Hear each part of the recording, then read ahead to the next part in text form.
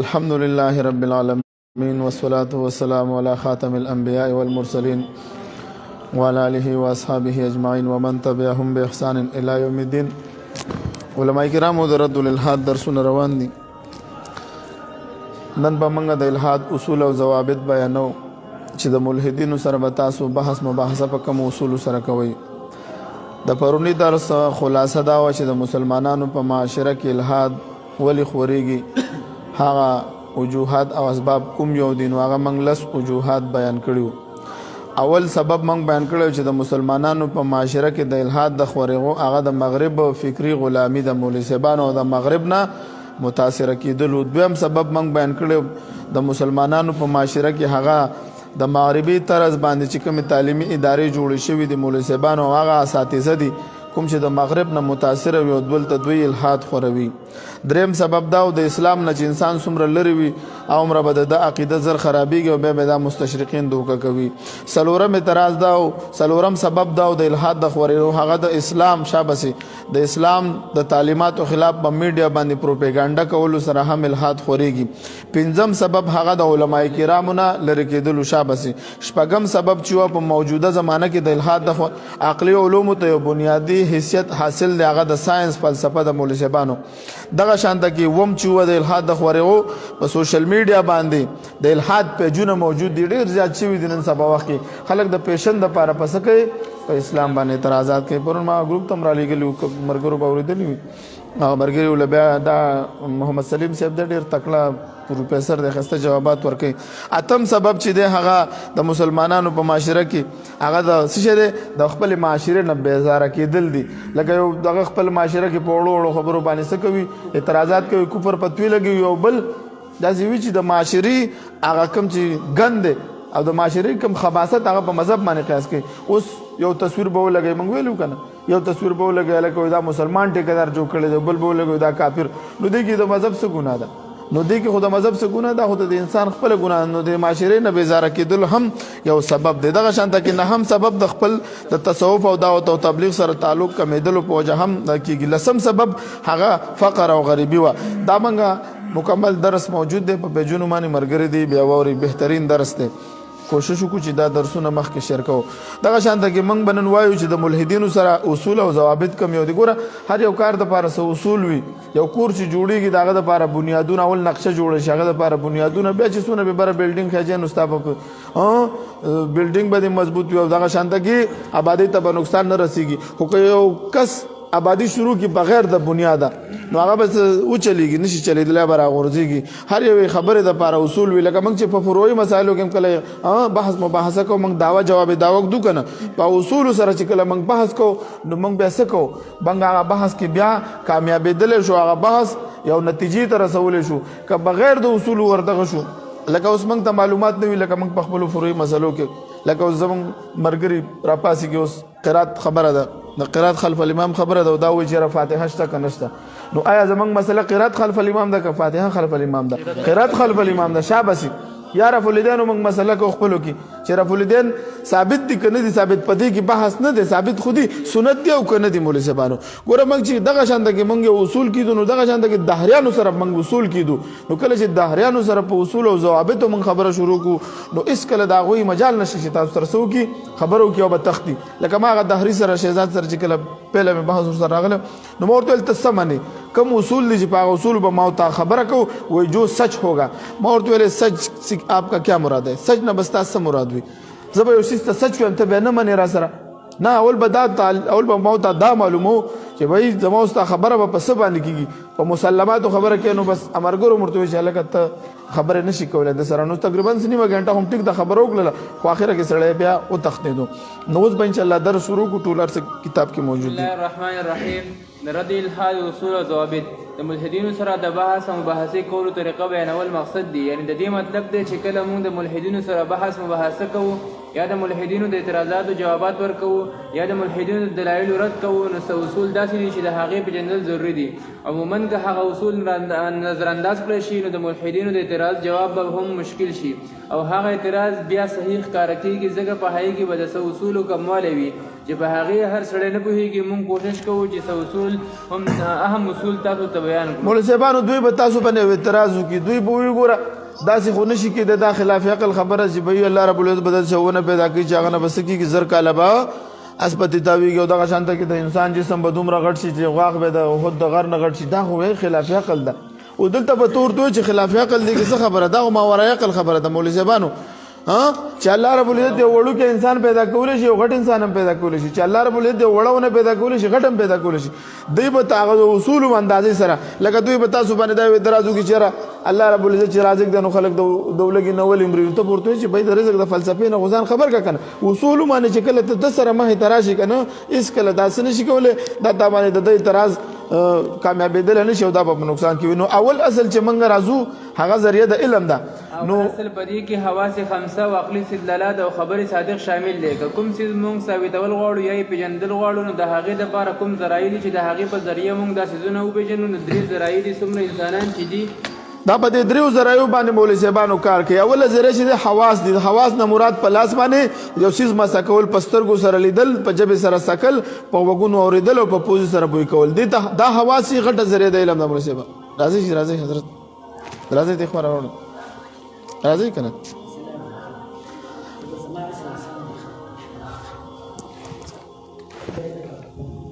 ښه مولوي صاحبانو نو دا چې دي خواص چې دي دا څه دي غټه ذریعه د علم ده او دا د ثبوت په میدان کې مولوي صاحبانو په دې پنځو واړو سره یو څیز ثابتېدی شي. نو د دلیل په میدان کې به دا قبول وي. اوس یو څیز په حواس سره ثابت شي او ته نه منې نو دا خو جهالت دی که نه. یو څیز تا وڅکلو خوږ دی او بل وایي چې هلکه بل ته وایي چې هلکه دا خوږ دی وغیر سره نه منې نو دا به بیا څه وي، جهالت به وي. مولوي صاحبانو داسې ده که نه ده. دغه شانته کې یو ترکاري او سالن اوسه کې بوی چې هلکه دا خرابه ده یار، اوس پکار دی چې بلې در سره ومني. ولې د حواس سره ثابتېدل دا یو ذریعه د علم ده. ذریعه د علم عقلي استدلالات دي. مسلم عقلي استدلالات هم د علم ذریعه ده. مثلا تا چېرته لوګی ولیدو نو ته ووایه هلته اور لګېدلی دی، نو دا اور خو تا په سترګو لیدلی نه دی او نه دی په غوږونو اورېدلی. ګوره اور چا نه دی لیدلی، اور لوګی وینو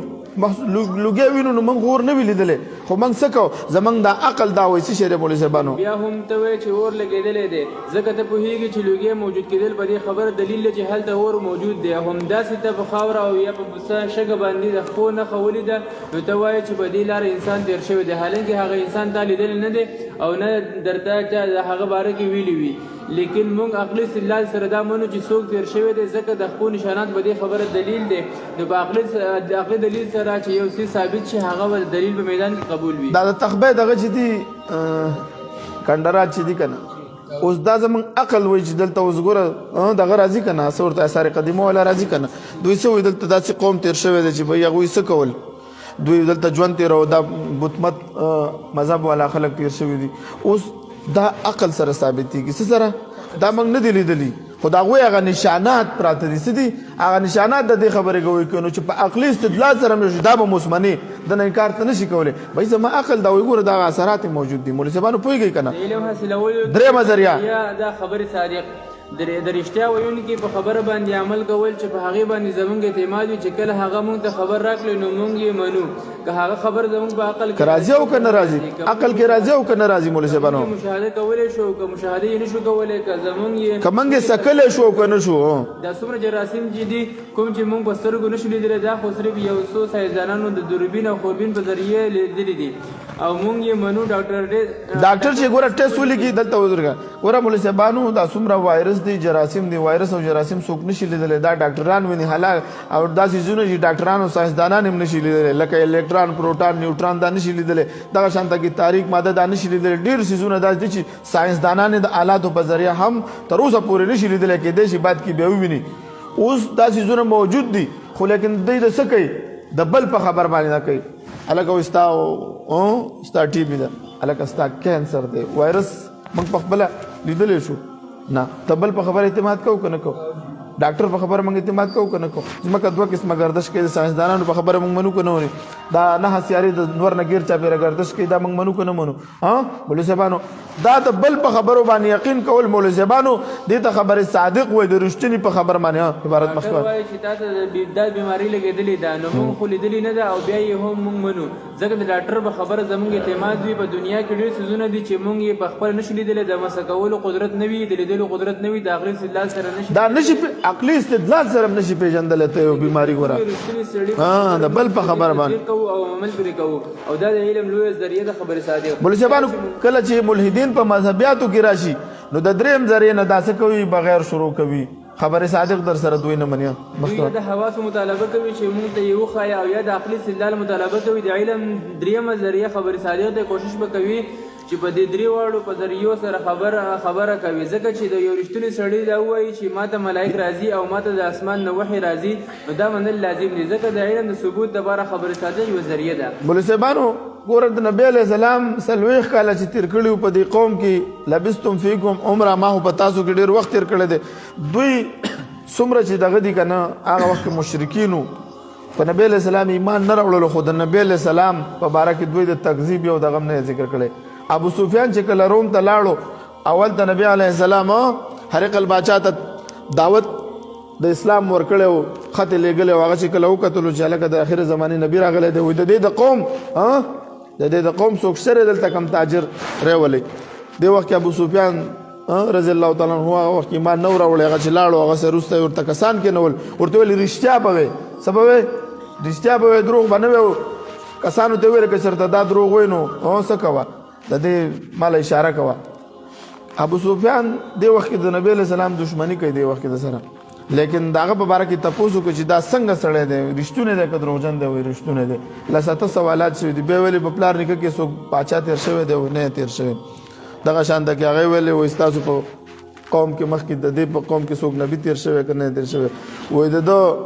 دا ملګري غریبانان ډېر وي که مالدار ډېر وي بیا ورته ویل د ده په دغه کې چې څوک داخل چې دین کې ته واپس شوي دي که نه دي نو بیا به چې ابو سفیان رضی الله تعالی عنه به خبره کوله وروسته به هغه هرقل باچا په خپله جواب ورکو ورته ویلې ګوره د ده په دغه کې غریبانان ډېر دي د ده په ملت کې په دین کې او که مالدار وي غریبانان ډېر دي نو هغه ورته ویل چې ګوره د هر پیغمبر سره سوي غریبانان ملګرتیا کوي او مالدار مخالفت کوي بیا ورته ویل باچا پلار نیکه نه تېر شوی وایي که چېرته باچا پلار نیکي باچا تېر شوی وایي بیا به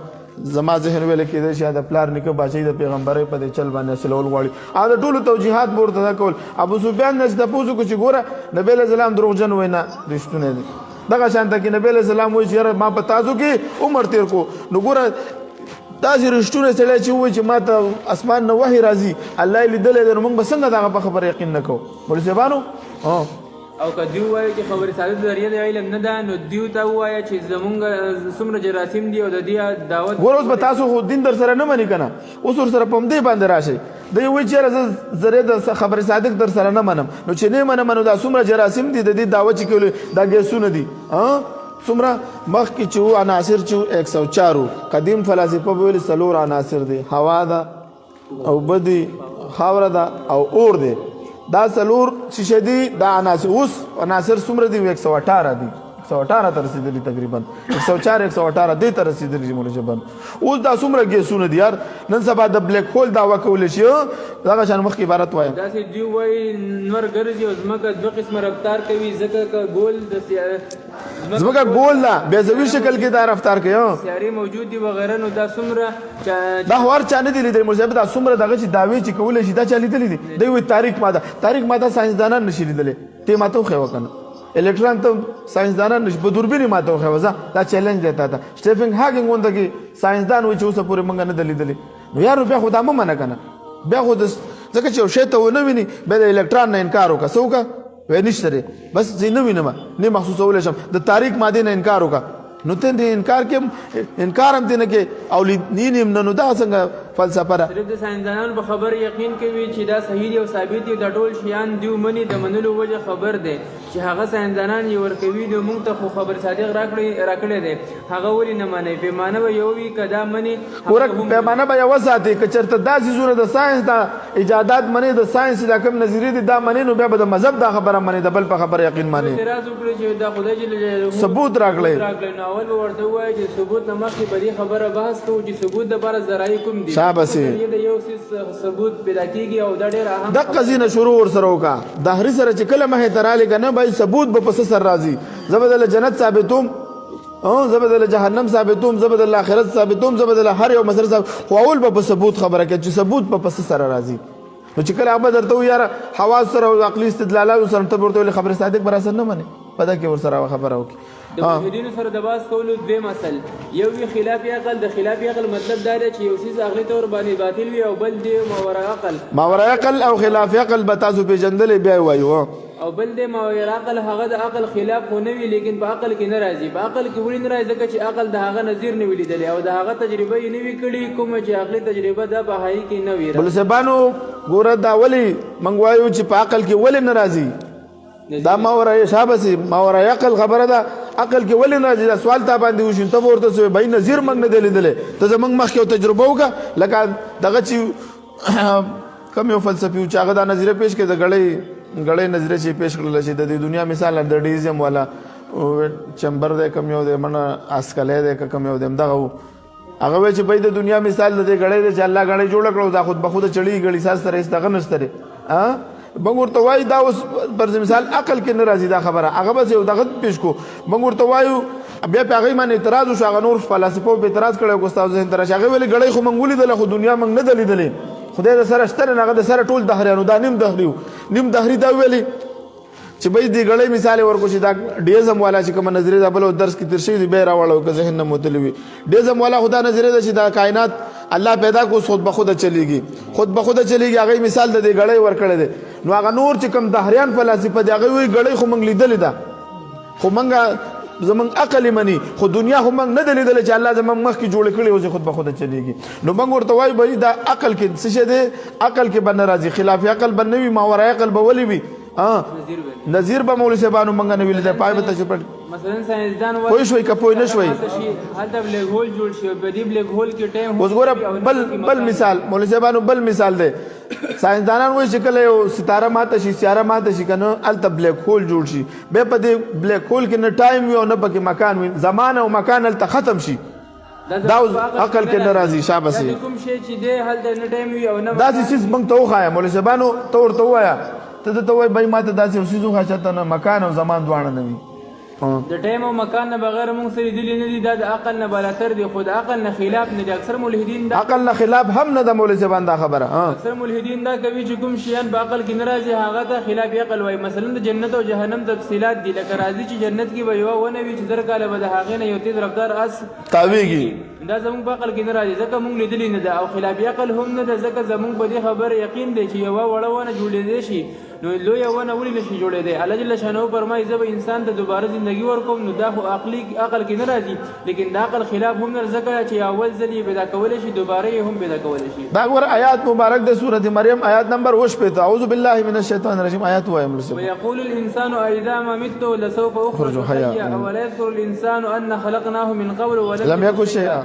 او دغه انسان وای آیا کله چې زه مړ شم خامخا قریب به زه بیا ژوندی راوستلی شم آیا دغه انسان دا خبر نه یادوي چې بېشکه موږ د دې نه مخکې پیدا کړی و او دې هېڅ شی نه و ملحدین دا هم وایي چې زموږ هډوکي زاړه شي بیا به یې څنګه دوباره پیدا کړي نو الله جل شانه ورته په قرآن کې جواب ورکړی دی چې ستاسو د لاسونو د ګوتو دا فنګر فرینډ به هم تاسو ته واپس کولی شي ایحسب الانسان ان لن نجمع عظامه بلا قادرین علی ان نسوي بنانه آیا کافر انسان دا ګمان کوي چې موږ به د هډوکي راجمع نه کړو ولې نه جمع به یې کړو په داسې حال کې چې موږ به په دې قادر یو چې د یعنی هډوکي او د ګوتو بندونه هم برابر فنګر فرینډ د مفسرین دي د فنګر فرینډ دغه کوي ښه دنیا کې اکثر څیزونه دي چې زموږ په عقل کې نه راځي بیا یې هم موږ منو حدیث مبارک کې راځي چې انسان ته په جنت کې وزري ورکړی شي هغه به الوزي نو اول په دې حدیث باندې مستشرقین اعتراض کوي چې انسان دی به اعتراض کولو مولوي صاحبانو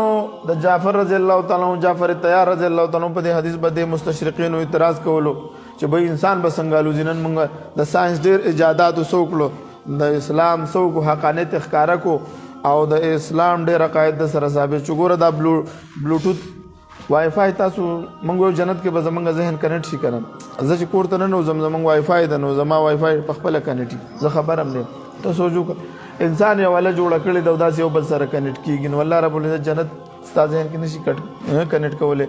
اعمالو په باره کې دا بد تللی کېږي نو اعمال څنګه تللی دې باندې معتزله اعتراض کولو د معتزله هم عقلي استدلال خو معتزله د ساینس فلسفې نه نو خبر اوس ساینس ژبه الفاظ تللی کېږي راواړوئ ګوګل ټرانسلیشن راواړوئ الفاظ وایه هغې درله تلي او هغې درته لیکي ستا د ژبې الفاظ ساینس وایي دا زما ژبې نه د الفاظ ووتل که نه دا به تر قیامته پورې تر څو دا دنیا نه وران دا به موجود وي د ټولو انسانانو اوازونه موجود دي دا نه ختمېږي نو ساینس ماته وښوده چې بھائی انسان څه کوي دا نه ختمېږي نو دوی چې کله جهاز ایجاد شو نو خلکو په خپله ولیدل همداسې که د نن سل کاله مخکې خلکو د دې زمانې په باره دا مولوي صاحبانو پوه شوي په دې باندې دا عبارت باندې تاسو پوه شولئ چې څه شی و خلاف عقل او ماورای عقل دا به پېژنئ درېم اصل دا دی چې د دعوې د ثبوت معیار به څه وي کومه دعوه چې انسان کوي دا یو څیز د هغې په باره کې د ثبوت معیار به څه وي مولوي صاحبانو دوه معیاره دي اول دا چې دعوه عقلا ممکن وي یقیني طور چې د عقل خلاف نه وي اگر چې زموږ په عقل کې نه مولوي صاحبانو اوس دعوه یو سړي داسې یو دعوه یو سړی پیش کړي چې هلکه داسې یو ځای دی چې هلته شپه ورځ دواړه دي نو اوس به موږ ورته څه وایو په عقلي دلیل سره به موږ دا رد کوو بای دا د سره کېدی نه شي چې یا به شپه ورځ دیده شي یو سړی راپاسېږي هلکه وایي 5 او 4 یو عادت دی دا جف دا یو عادت دی نو دا اوس خلاف عقل خبره دا دعوه باطله ده اوس یو سړی وایي چې الله مولوي صاحب چېرته پاسه نیخشه اوس یو انسان وایي چې الله موږ وایو چې الله موجود دی مولوي صاحبانو موږ وایو الله موجود دی دا عقلي طور باندې ثابت دی څه شی دی په دې باندې موږ ګڼ دلایل پیش کړي زما جسم د الله په وجود باندې ګوی کوي بھائی دا لیپټاپ چا جوړ کړی دی دا لیپټاپ د جوړونکي په وجود ګوی کوي زما دا جسم زما د خالق په وجود باندې ګوی کوي د دا جسم د خالق په وجود باندې ګوی کوي دا ټول کائنات د خالق په وجود باندې مولوي صاحبانو څه کوي گواہی کوي مولوي دا عقلي خبرې دي دویم چې د هغه په ثبوت کې کوم صحیح عقلي یا رښتونی نقلي خبر موجود وي او عقلا ممکن وي او رښتیا نقلي خبر وي مثلا د خدای جل جلاله د ثبوت خبره ده دوی وایي خدای جل جلاله ثابت کړه چې موږ یې وګورو موږ وایو د خدای جل جلاله وجود عقلا ممکن دی د هر شي وجود عقلا ممکن دی داسې چې ټوله دنیا یې پیدا کړې ده د هغه په نه موجود کېدو کوم دلیل عقلي مولوي صاحبانو موږ ورته وایو په دنیا کې موږ له یو داسې څیز وښیه چې د هغه صرف نوم موجود وي او هغه نه وي موجود د الله دا نوم موجود کېدل د الله په وجود باندې دلیل دی مولوي صاحبانو نه پوهېږئ موږ دا د خیر او د شر دا تمیز کول په صرف په انسان کې دا د الله په وجود باندې دلیل دی د انسان د لاس مقصد معلوم دی د ژبې مقصد معلوم دی د سترګو مقصود دی ټول جسم مقصد معلوم دی چې هغه د الله عبادت کول دی دا ګڼ دلایل ومن آیات خلق السماوات والارض واختلاف السنتکم والوانکم ان فی ذلک لآیات للعالمین الله وایي چې دا ستاسو د ژبو بدلیدل څوک پښتو وایي څوک عربي وایي څوک انګلیش وایي څوک فارسي وایي او کنه 15 ژبې دي مولوي صاحبانو داسې دا کنه حتی سوچ وکړه دا ژبې یار د یو بابا آدم نه پیدا یو د رنګونو ته مو ګوره شکلونو ته مو ګوره رواجونو ته مو ګوره بھائی دا د الله په وجود باندې کوي اوس ما پرون سوچ کوم موږ اوس چېرته چې زه اوس هم د خپله فلسفه کې نښتي یو زموږ مدرسه کې هغه دغه امرود دغه دی ونه د امرود نیولي دي پکې یو دانه دوه پاکستان ورې ماشومانان کې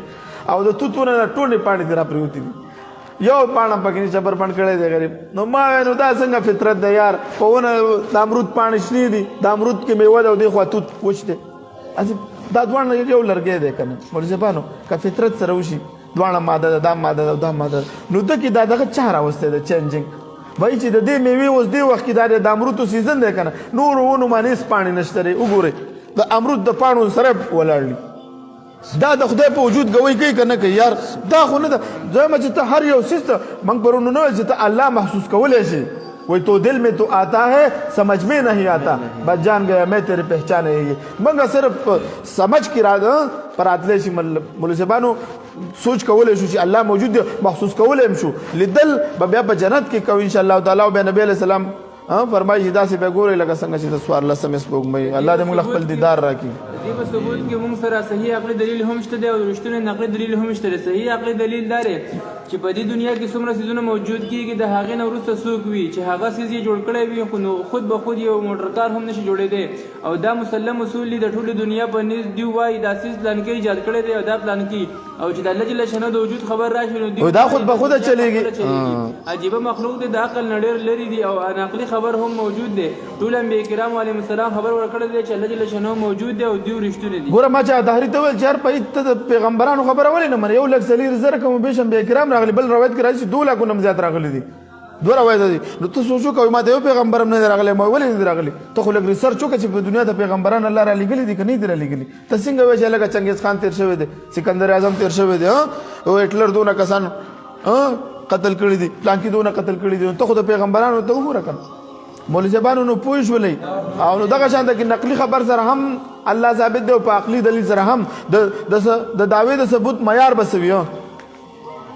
دلیل دې ته وایي چې عقلا ممکن وي او د کوم صحیح نقلي خبر سره ثابت وي اوس ملحدین وایي چې ما ته یو خایا کوم دی چې موجود دی وضاحت دا خبره د ثبوت او د دعوی نه خلاف ده ځکه دا خو د ټولې دنیا د عدالتونو خبره ده چې په دوه ګواهانو سره د هرې مسلې فیصله کوي که څوک دوه ګواهان پیش کړي عدالت د هغه چا په باره کې فیصله کوي نو دوه کسان په ګواهۍ سره چې د دنیا په یو عدالت کې یو څیز ثابتېږي نو ټول انبیا کرام علیه السلام په ګواهۍ سره ولې نه ثابتېږي نو کله چې ملحدین د خدای جل جلاله د ثبوت دپاره دلایل طلب کړي نو دا تنقیب په هغوی باندې کوي چې د دعوی د ثبوت معیار بسوي چا ته وایي دلیل صرف د مشاهدین نوم خو نه دی دلیل دا دی چې عقلا ممکن وي او د دې په حق کې کوم صحیح او رښتونی نقلي خبر راغلی وي څومره مذهبي عقاید چې دي که دا نه مني نو ته ورته ووایه چې فلسفانو ګوره چې کله په مذهبي عقایدو باندې دوی دا کوي ته ورته وایي چې هر ته خو داسې تحقیقي او علمي شخصیت خو نه که نه په دنیا کې څومره څیزونه موجود دا په کوم اصولو باندې ته مذهب د بین نو بس په کوم اصولو به ژوند تېرې موږ ته وښایه لکه انسان دا خپل موږ د عقلي دلیل ذکر کړی انسان خپل والدین دا ګڼي که نه دا زما والدین دي مور پلار ګڼي که نه دا اوس په کوم دلیل باندې خو د بل په خبره یقین کوي که نه کوي معاشره وایي که نه وایي د په خاندان کې پیدا شوی وي پیدا د پلار دغه موږ په 2 قسمه ثابت کړی و عقلي او نقلي دواړو سره چاته یاد دي موږ ویل چې پلار عقلا او نقلا دواړه ثابت دی نقلی دلیل خو بیزا عوام د معاشره درته وي عقلي دلیل موږ ویلی که چاته یاد 10 روپۍ انعام ورکوم 10 روپۍ انعام ورکوم 10 روپۍ انعام عقلي دلیل موږ ویلی معاشره خو نقلي دلیل شو که نه عقلي موږ ویلی که دې وویلو 10 روپۍ انعام دا ما ویلی زه بیرته اوس وایم که چا ویلو 10 روپۍ انعام به ځان سره ولیکئ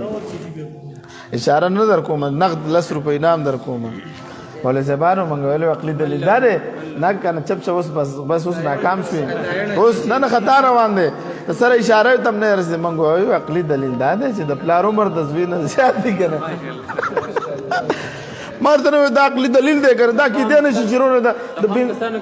څه مثلا د عمر چې کوم دی کم دی زما سیوا دی نه د ستا د پلار نه زه درلم دقه وایم که نه نشي کولی دا تنقید زه وایم ستا د پلار عمر به ستا نه زیات وي زما د پلار عمر به زما نه زیات دا نه کېږي چې وروره دا دواړه راشي یو ځای تاسو دواړه راشي یو دا پلار او دا زوی دی موږ به په دلته اوس موږ سره عقلي دلیل موجود دی بای دا سره ستا پلار کېدی نه شي پوه نه شوئ 10 روپۍ انعام وویلو لسګون خطا نه شو دا تاسو ته ډېره پیدا وشوه دا ګوره د پلار د هر یو شیز موږ سره ګوره عقلي دلایل موږ ډېر په عقلیاتو خبرې کوو که نه مولوي صاحبانو موږ نقل مقدم دی څه شی دی نقل مقدم دی خو موږ سره الحمدلله الله رب العزت موږ ته عقلي دلایل هم راکړي دي دا خو نه د ټول کائنات عقلي دلایلو باندې موجود دی مولوي صاحبانو د پلار خبر موږ بل مخکې دا ویلو بار ما ویلو خو ستاسو ذهن نه خیر وتلو اوس هم ان شاء الله نوځي د پلار وجود عقلا او نقلا دواړه ثابت دي نقلي دلیل خو موږ سره معاشره وي زما مور وي زموږ والدین زموږ خاندان وي زموږ ترونه وي دا ستا والد دی او عقلي دلیل به دا دی چې د پلار عمر څه وي زیات څومره مذهبي عقاید چې دي که دا نه منې نو ته ورته ووایه چې ته خو هسې هم تحقیقي او علمي شخصیت نه یې او په دې دنیا کې چې څومره څیزونه دي دا په کوم اصول منل کېږي خو هغه وښایه مثال به ته هر یو انسان خپل والدین د پلار او مور ګڼي صحیح دی مور ګڼي که نه چې د ده نه پیدا شوی یم نو د پیدا کېدو په وخت کې ده کې عقل پوه اوسه نه و پکې د دې نه پیدا شوی یم کېدای شي ته د بل چا نه پیدا شوی یې دا خو عقلا ممکن دي د پلار عمر د زوی نه زیات وي او صحیح نقلي خبر هم موجود دی د معاشره خپلوان هم ګواهي ورکوي چې ته د زوی که ته دا اصول نه منې عقلا ممکن او صحیح نقلي خبر نو بیا خو ته خپل ځان ثابت کړه د پلار او مور نه چې کوم معیار موږ د دنیا د څیزونو د ثبوت لپاره استعمالوو هغه د مذهب د ثبوت لپاره هم پکار دي استعمال یې کړو څلورم اصل دی عادل مشاهده د عادل وجود دلیل سر ته به رسو پیره بس نه بس ته بل تیر شو سبق وسم ډیر شو سو اصول بل دا سلورم وي او بل نه سلورم دی ورسه سلورم دی وای چې اته اصول نه خلاص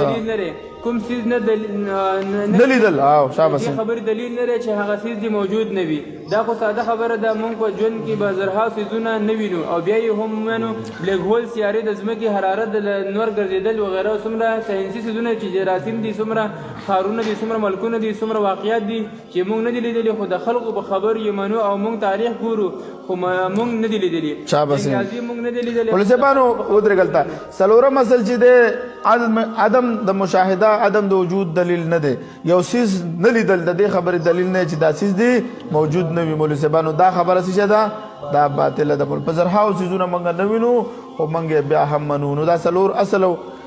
او دا سلورم اصل موږ ویلو پنځم اصل د مدعی نه د دلیل مطالبه کول شي خو د نظیر نشي کول دا ټول ان شاء الله ډیر اهم دغه دي اصول دي او ضوابط دي نو کوشش کوئ دوستانو دا درسونه مخکې شیر کوئ ډیر اهم دي واخر دا